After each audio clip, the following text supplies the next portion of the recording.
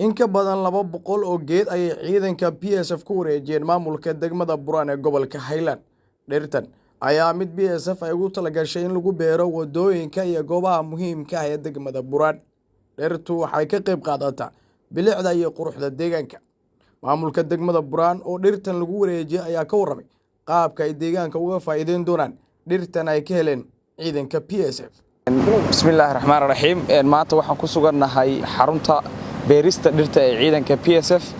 Waxaan halkan ku wareejinaynaa dhir aan ugu talagalnay degmada Buraan. Ahaantii dhirtan waxay ka qayb qaadanaysaa quruxda iyo horumarka deegaanka iyo bilicda magaalada. Magaalada Buraan waa magaalo taariikhi ah. Dhirtan waxaan ugu talagalnay in lagu qurxiyo bilicda magaalada Buraan iyo wadooyinka. Waxaan ku dhiirigelinaynaa bulshada iyo maamulka degmada Buraan. Anagoo saraakiisha PSF ayaa waxa guddoonsiinayna gudoomiyaha Buraan dhir dhan 200 oo aan ugu talagalnay deegaanka inuu ku sii bilaabo sababtoo ah deegaanka caqabado badan baa ka hor imaan kara wax walba ka hor imaan kara mar allaaliye markuu noo soo sheegay inuu gaarsiiyay oo dhirtii ku beeray wadanka ka bacdi waxa uu geenaa in allaaliye intuu u baahdo guri iyo geed haduu dhaho ka dhiga waa ka dhigeena deegaanka oo dhan waa jecelnahay inaan guri iyo geed ka dhigno wadooyinka dhammaan waa ka dhigeena insha Allah inay ka shaqeyso amniga gobolada Puntland iyo horumarinta gobolada Puntland oo ugu horeyso dhirta